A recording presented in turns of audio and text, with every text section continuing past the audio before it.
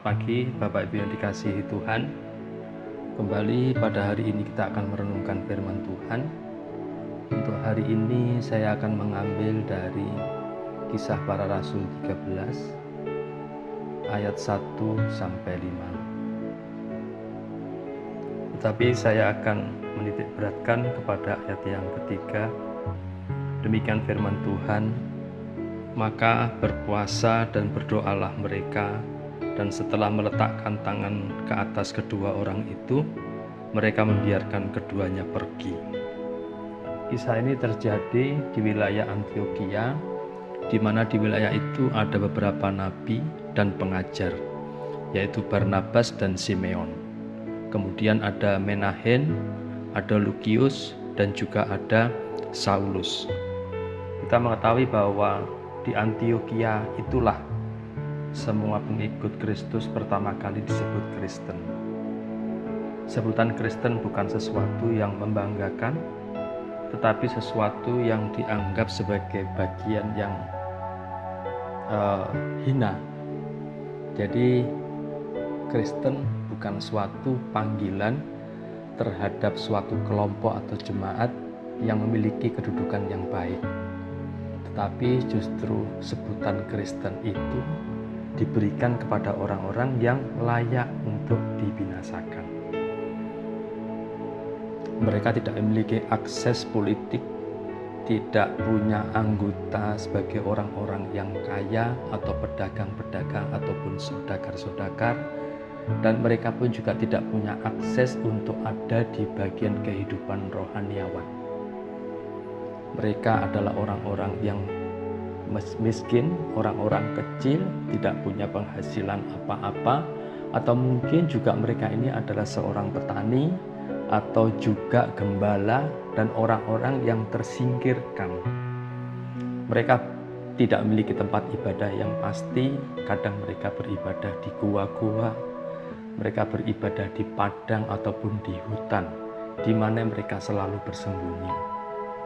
Sebab kalau mereka ketahuan, mereka akan ditangkap dan dibunuh. Mereka selalu ada dalam ketakutan, mereka ada dalam satu keadaan yang sungguh sangat tertekan. Nah, di antara mereka itu ada beberapa nabi dan pengajar. Dalam keadaan situasi yang seperti itu, mereka ada dalam keadaan yang di satu sisi dia terbeban untuk memberitakan firman Tuhan, namun keadaan yang seperti itu membuat mereka tidak bisa berbuat apa-apa. Jadi kalau mereka hanya melakukan doa setiap hari, itu bukan hal yang salah. Bukan hal yang kita bisa mengatakan bahwa jangan berdoa aja, tapi juga kerjakan sesuatu. Tapi dalam hal ini Tuhan menyampaikan melalui Roh Kudus pada ayat yang kedua. Kalau Bapak Ibu membaca di ayat yang kedua, maka Roh Kudus itu memerintahkan untuk mengkhususkan Barnabas dan Saulus bagi Tuhan Yesus untuk tugas yang telah ditentukan bagi mereka.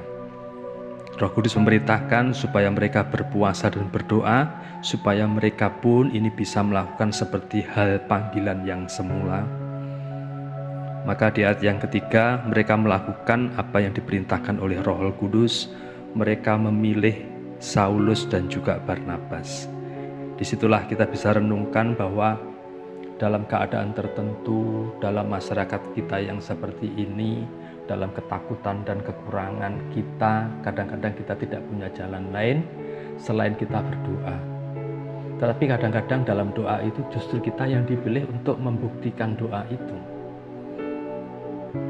Kita juga mengetahui bahwa doa merupakan suatu media yang penuh dengan kuasa yang kita miliki untuk mengungkapkan berbagai pergumulan. Melalui doa kita dapat berbicara atau memohon bimbingan dan pertolongan Tuhan secara langsung. Tetapi kadang dalam doa itu kita tidak menyadari bahwa kita sendiri sebenarnya jawaban untuk mereka. Selain kita berdoa, kita pun juga diperlukan untuk juga bertindak. Barangkali kita dapat menyumbang sesuatu yang dibutuhkan oleh masyarakat di sekitar kita, atau mungkin saudara kita, atau juga teman-teman di dalam Tuhan Yesus yang memerlukan, atau mungkin juga kebutuhan-kebutuhan gereja kita.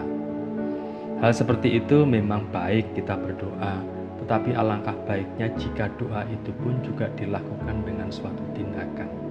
Kalau kita merenungkan apa yang dilakukan oleh Paulus dan Barnabas di wilayah Antiokhia ini, tentu kita bukan perbandingannya Bapak Ibu ya. Sebab mereka ada dalam ketakutan, ada dalam keadaan yang memiliki kekurangan, tetapi mereka diperintahkan tidak hanya berdoa, tetapi juga berpuasa dan melakukan. Kita tahu bahwa apa yang dilakukan oleh Paulus, Silas, dan beberapa nabi yang ada di Antiokhia itu dilakukan dengan sungguh-sungguh. Pada saat itu jugalah Roh Kudus memberi kekuatan, memberi kemampuan, memberi keberanian. Jadi kalau mereka ada di dalam keadaan yang tertekan, tidak punya kemampuan, Roh Kudus memerintahkan untuk tidak mengandalkan kekuatan mereka. Mereka harus berdoa, mereka harus berpuasa, menyerahkan semuanya kepada Tuhan. Maka pada saat itu juga Roh Kudus memberikan pertolongan bagi mereka. Demikian juga di masa-masa lingkungan kita atau negara kita ada dalam kesulitan. Ini sebenarnya merupakan suatu kesempatan. Selain kita berdoa, kita juga bisa menjangkau jiwa-jiwa yang belum mengenal Tuhan dengan berbagai macam cara. Tentu yang dibutuhkan adalah keadaan yang mereka perlukan. Pada abad permulaan, kabar baik tentang Kristus disebarkan oleh orang-orang yang mau keluar dan mau bertindak.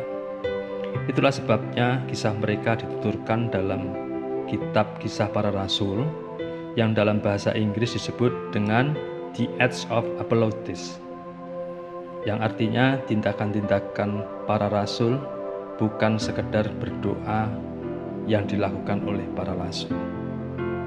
Kita memang tidak boleh meremehkan kekuatan doa karena dia meminta kita untuk berdoa. Namun perlu disadari bahwa kadangkala kita diharuskan juga untuk mendukung doa itu sendiri dengan suatu tindakan. Demikian Bapak Ibu, saudara semua dikasihi Tuhan, barangkali renungan kita kali ini selain kita berharap, kita berdoa, kita pun juga bisa melakukan.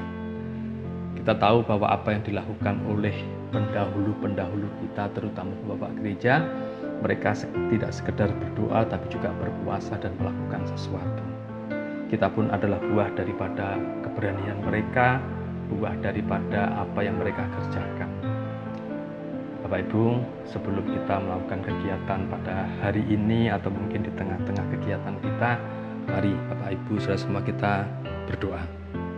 Bapa di surga, Bapa yang kami kenal kasih Bapa di dalam Tuhan Yesus Kristus.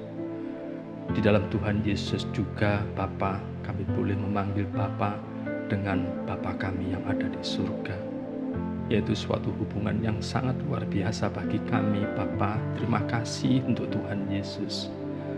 Tuhan, kalau kami ini sudah menikmati sebagian firman Tuhan yang Tuhan berikan bagi kami di tengah lingkungan kami, saudara-saudara kami yang lain, Tuhan, terima kasih Tuhan bahwa kami pun juga ada dalam bagian mereka. Tuhan Yesus, kami bisa juga melakukan sesuatu. Kami percaya yang kami perlukan, Tuhan memberkati kami dan memberi kuasa untuk kami bisa melakukan apa yang harus kami lakukan. Tuhan memberkati seluruh pendengar pada saat ini. Tuhan memberkati segala sesuatu yang mereka kerjakan. Kami berdoa Tuhan Yesus, beri mereka selalu sehat Tuhan, untuk mereka bisa menikmati setiap hari yang Tuhan jadikan bagi kami semua.